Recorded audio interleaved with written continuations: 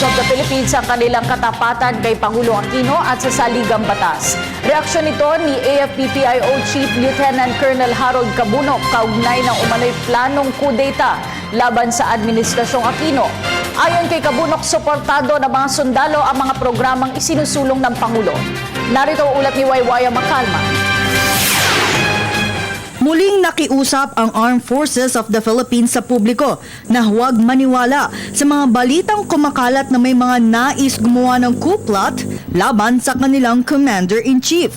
Nanindigan ang buong hukbong sandatahan na suportado nila ang pamahalaan at ang mga balita ay walang katotohanan. Kanila rin sinuguro sa publiko na ang militar at pulis ay mga profesional at may dedikasyon sa kanilang sinumpaang tungkulin sa bayan. Ito ay panatilihin ang seguridad at kapayapaan ng taong bayan.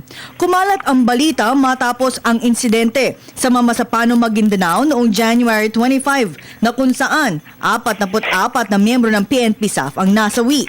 Samantala, aminado ang militar na maging sila ay hirap malaman kung papaano nila matutukoy kung ang kanilang nakakasagupa sa Mindanao ay isang lehitimong miyembro ng MILF o BIFF. Merong mga allegations na gano'n dahil sila ay, ang katotohanan naman ay sila ay magkakamag-anak lahat.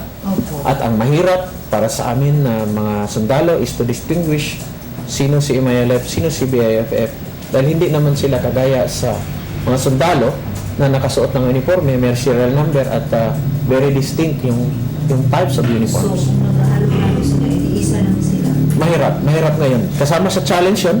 Anya, ito lamang ang isa sa mga kinakaharap na problema at maging hamon sa bawat sundalo na nagsasagawa ng operasyon sa Mindanao. Kasama yan sa pinapakiusap parate ng ating military, ng army, saka sa MILF, na huwag nilang ikabel yung mga kriminal sa kanilang community. Huwag nilang hayaan na mayroong humalo sa kanilang community because definitely the Armed Forces and the Philippine National Police will hunt down those criminals.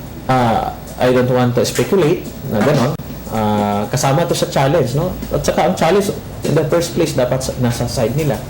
Paano nila i-isolate yung sarili nila? Huwag nilang ihalo yung mga kriminal, mga terorista doon sa kanilang mga communities.